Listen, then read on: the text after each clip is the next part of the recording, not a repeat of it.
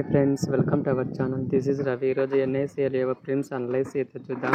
నేను 4 షిఫ్ట్స్ ఉంటాయి అనుకున్నా, కానీ ఒకటి షిఫ్ట్ ఉంది. మధ్యాహ్నం 1 గంటకు ఒక షిఫ్ట్ అనమాట. ఎక్కువ మంది షిఫ్ట్కి అయితే లేడీస్ ఎక్కువ మంది వచ్చారు.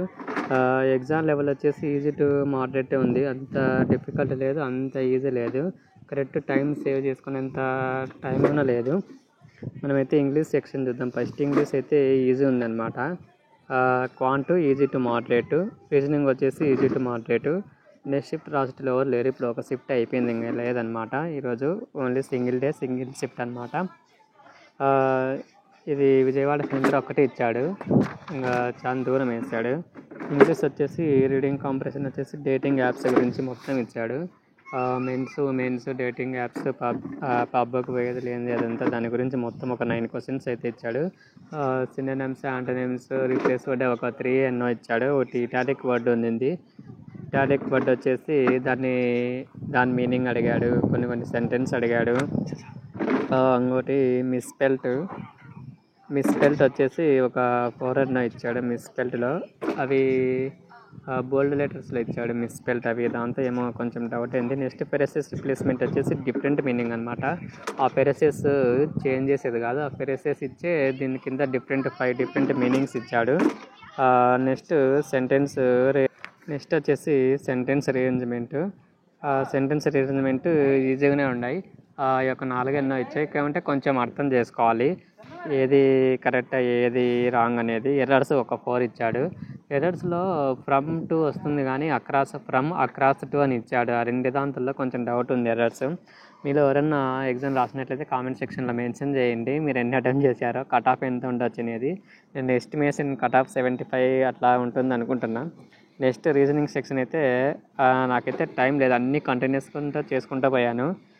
లాస్ట్ ఒక పజిల్ స్కిప్ చేసి రిమైనింగ్ చేసుకుంటా, లెస్ దాన్ గ్రేటర్ దాన్ని చేసుకుంటూ పోయాను. అన్సర్టెనిటీ పజిల్ ఇచ్చాడు, ఒక 5 క్వశ్చన్స్ ఇచ్చింటాడు. నాకైతే 18 పర్సన్స్ మొత్తం వచ్చారు టోటల్గా. Next line puzzle facing 8 persons, facing north, facing south ఇచ్చాడు. ఈ యొక్క 5 క్వశ్చన్స్ ఇచ్చాడు. నెక్స్ట్ మంత్ బేస్డ్ ఇచ్చాడు, ఒక 6 మంత్స్ ఇచ్చాడు. 6 మంత్స్ ఒక పర్సన్స్ వాటి యొక్క ప్లేస్ ఏదో ఇచ్చాడు. అది నేను చేశాను, కానీ నా దరిద్రం ఏంటంటే చేశాను, ఇంకా 30 సెకండ్స్ ఉంది. ఒక క్వశ్చన్ చేసాక టైం అయిపోయింది. ఒక 4-5 సెకండ్స్లో ఒక క్వశ్చన్ అటెంప్ట్ చేశాను, కానీ సేవ్ చేయలేదు.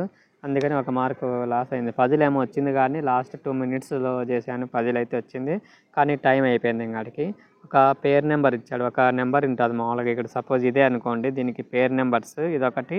నెక్స్ట్ ఇంకొక నెంబర్ ఇచ్చాడు ఇలాంటిదే. దానికి 2, 4, 6, 8 ప్లేస్లో +3 యాడ్ చేయాలి, రిమైనింగ్లో -2 యాడ్ చేయాలి అనేసి అదొకటి.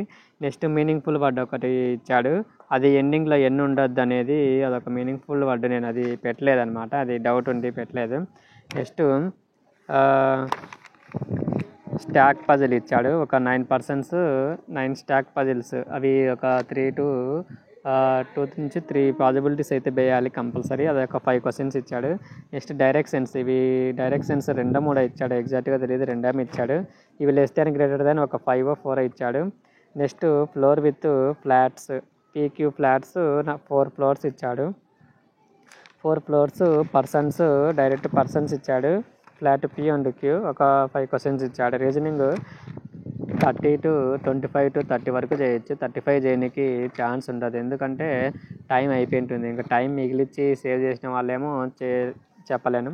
నెక్స్ట్ క్వాంట్ అయితే అంత ఈజీ లేదు, క్వాంట్ ఒక రకంగా ఉంది, మళ్ళీ అంత డిఫికల్ట్ లేదు. బార్గ్రాఫ్ ఇచ్చాడు. బార్గ్రాఫ్లో సోల్డ్ అండ్ అన్సోల్డ్ ఇచ్చాడు.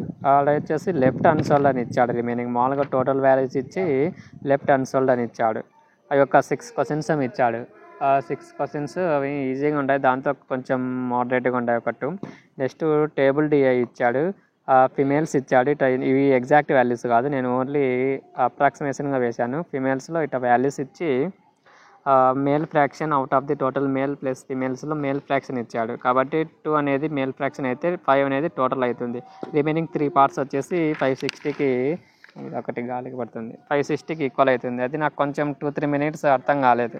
నేను రేషియో ఒక 2/5 అయితే రిమైనింగ్ 3/2 రేషియో అట్లా చేసుకుంటా టైం వేస్ట్ చేశాను, కొంచెం అర్థం కాలేదు. డైరెక్ట్ ఇచ్చాక ఇది చేశాను, కానీ టైం టేక్ అని తీసుకుంది, ఒక 4 to 5 మినిట్స్ తీసుకుంటుంది టేబుల్.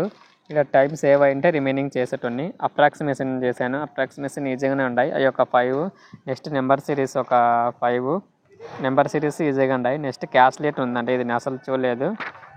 పక్కన అడిగితే ఉన్నింది క్యాస్లెట్ ఉన్నింది. మళ్ళీ వాళ్ళు ఏం చెప్పారు, అది క్యాస్లెట్ అని చెప్పారు. మళ్ళీ అది ఉందో లేదో తెలియదు నాకు. గాలి ఎక్కువ పెడుతుంది ఇక్కడ. నెక్స్ట్ సింగిల్ ఐటమ్స్ 8 ఉన్నాయి. సింగిల్ ఐటమ్స్ అసలు టచ్ చేయలేదు, ఒక్కటి చేయలేదు. ఎందుకంటే టైం వేస్ట్ అవుతుంది. సింగిల్ ఐటమ్స్ ఫస్ట్ చేస్తే టైం దాకా అంత ఈజీగా లేవు. సింగిల్ ఐటమ్స్ ఓవరాల్గా అయితే ఈజీ మార్కెట్ ఉంటుంది. కట్ ఆఫ్ వచ్చేసి 75 అయితే ఉండొచ్చు నాకు తెలిసి. నేను పెట్టిందే 76 ఏమో పెట్టాను. నేను పెట్టినదే కట్ ఆఫ్ ఉంటే ఉండొచ్చు చెప్పలేము. ఇంగ్లీష్లో 25 ఎంతో పెట్టాను. ఇంగ్లీష్లో 26 ఏమో పెట్టానులే, 26 పెట్టాను. ఇంగ్లీష్ 26, కాంట్లో 21 పెట్టాను. రీజనింగ్లో 29 పెట్టాను.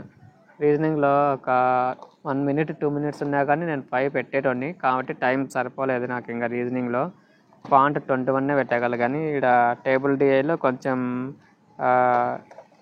అలా డిస్ట్రాక్ట్ అయ్యానమాట, పక్కకు వెళ్ళాను. అసలు అర్థం కాకుండా ఒక 2-3 minutes వేస్ట్ అయ్యింది.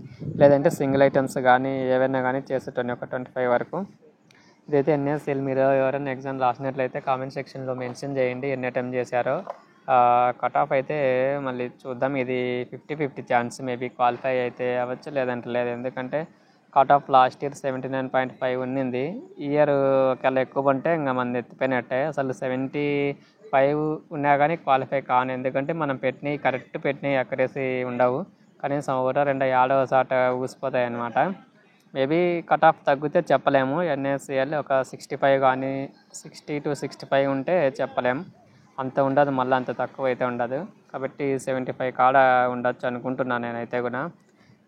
తక్కువ మంది అంతా లేడీస్ వచ్చారు, ఎక్కువ మంది ఎవరు, ఎందుకంటే సింగిల్ షిఫ్ట్ కాబట్టి నార్మలైజేషన్ ఏమి ఉండదు, ఒకటే షిఫ్ట్ కాబట్టి. సరే ఫ్రెండ్స్, ఇదైతే విజయవాడలో తర్వాత వ్లాగ్ చేశాను కానీ అది అప్లోడ్ చేయలేదు. అదంతా ట్రైన్ సౌండ్ అంత ఎక్కువ వచ్చింది, అది అనదర్ విషయం అన్నమాట.